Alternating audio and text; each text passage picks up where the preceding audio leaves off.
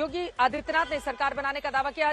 समर्थ श्रीवास्तव हमारे साथ जुड़ चुके हैं। समर्थ, अंदर की तस्वीरें हमारे दर्शक देख पा रहे हैं। योगी आदित्यनाथ ने सरकार बनाने का दावा पेश कर दिया है। कल शपथ ग्रहण समारोह, बीजेपी के तमाम दिग्गजों की राजभवन में इस समय मौजूदगी है। आंखों देखा हाल बताएं, और ये जो तस्वीरें राजभवन के अंदर से सामने आ रही हैं, इसका संकेत क्या है? विस्तार से इसके बारे में कैसे जानकारी देंगे आप हमारे दर्शकों को? समर्थ,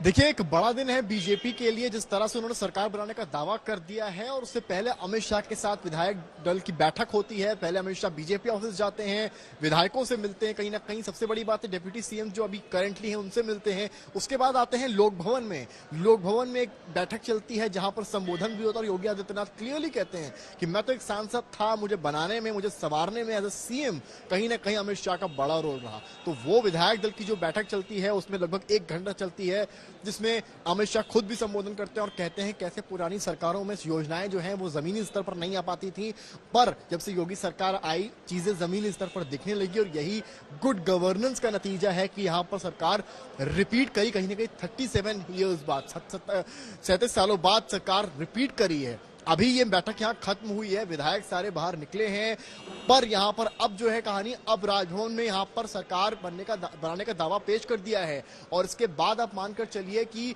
कल एक बड़ा दिन है, एक स्वेरिंग इन सेरेमनी है, एक राज तिलक है योगी आदित्यनाथ का। इसका हर किसी को इंतजार था, पर यहाँ पर जो दावा पेश किया है और विधायक मंडल की जो बैठक हुई है उसमें कुछ चीजें एकदम क्लियर हैं कि बीजेपी ने कहीं ना कहीं लोक भवन चुनाव की भी तैयारी 2024 की भी शुरू कर दी है। बीजेपी एक डिसिप्लिन पार्टी है और वो जीतने के बाद भी ना अति आत्मविश्वास में आती है और ना ही तैयारियां बंद करती है। उसकी तैयारी अगले चुनाव की शुरू हो जाती है। और आप मानकर चलिए, इस बार जो चेहरे मंत्रिमंडल में होने वाले हैं वो सारे समीकरण साधे जाएंगे, चाहे क्षेत्रीय समीकरण हो, चाहे जातीय समीकरण हो, उन सारी चीजों को साधा जाएगा। अगर आप डिप्टी सीएम्स की बात करते हैं तो एक ब्राह्मण चेहरे की चर्चा बड़ी तेज है, केशव प्रसाद मौर्य का भी नाम चल रहा है। तो इस तरह के नाम कई इस तरह के आ रहे हैं, पर जो at the end of the day जो निकलने वाला है वो क्षेत्रीय और जातीय समीकरण को साधेगा, क्योंकि लोकसभा चुनाव अगली एक तरह से उनके लिए एक एग्जाम की तरह है, एक परीक्षा की तरह है, जिसको बीजेपी पार करना चाहेगी। क्योंकि अब समाजवादी पार्टी भी कहीं ना कहीं एक्टिव ऑन ग्राउंड दिखेगी, भले हार मिली हो पर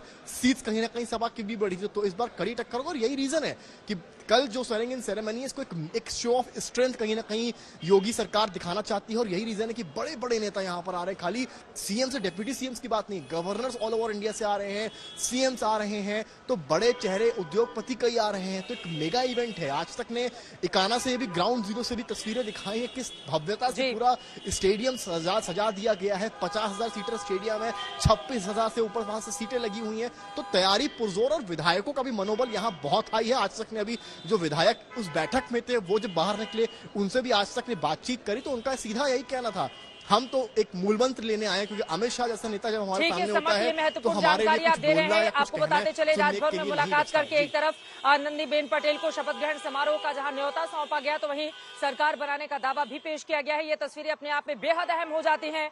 भारतीय जनता पार्टी ने उत्तर प्रदेश में इतिहास रचा है। यकीनन देश के सबसे बड़े सूबे की 403 में से प्रचंड सीटों पर जीतने वाली बीजेपी के लिए कल का दिन काफी ज्यादा बड़ा है, उसको भव्य बनाने की पूरी तैयारी। इसीलिए आप देख पा रहे हैं बीजेपी के तमाम नेता जहां एक उनसे मुलाकात करके, आनंदीबेन पटेल जो कि राज्यपाल हैं उत्तर प्रदेश की, उनसे मुलाकात करके सरकार बनाने का दावा पेश करते हुए, तो वहीं दूसरी तरफ उनको आमंत्रित भी करते हुए कल के इस भव्य और दिव्य कार्यक्रम में शामिल होने के लिए। लेकिन अब से कुछ देर पहले विधायक दल की जब बैठक हो रही थी उस समय किस तरह का माहौल था, विधायकों ने क्या कुछ कहा है, किस तरह से विधायक दल का नेता योगी आदित्यनाथ को चुना गया, इसका जायजा लिया है हमारे संवाददाता कुमार अभिषेक ने। देखिए, साफ तौर पर देख सकती हैं किस तरीके से यहाँ पर मुख्यमंत्री मौजूद है इस वक्त और गृह मंत्री की मौजूदगी में यहाँ पर मंच पर वो आसीन, और तमाम विधायक जो हैं वो उन्होंने एक मत से इस बात को स्वीकार किया है।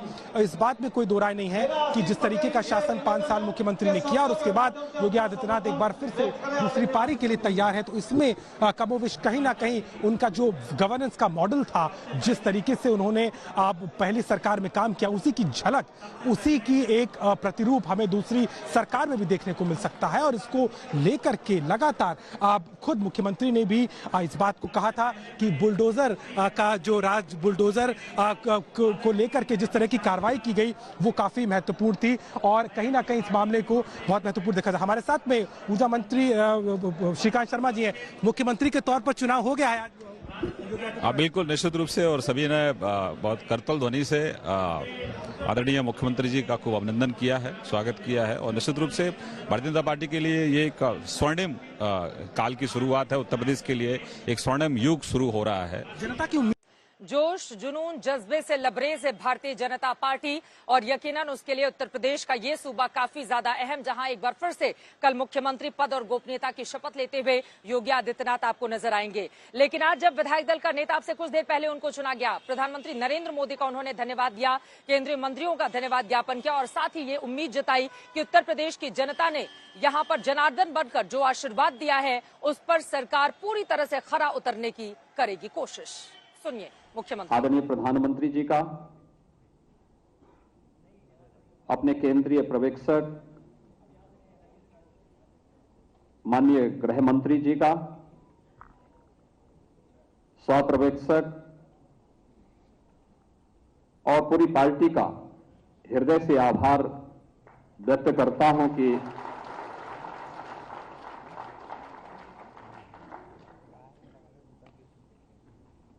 पांच वर्षों तक उत्तर प्रदेश जैसे राज्य में हम सबको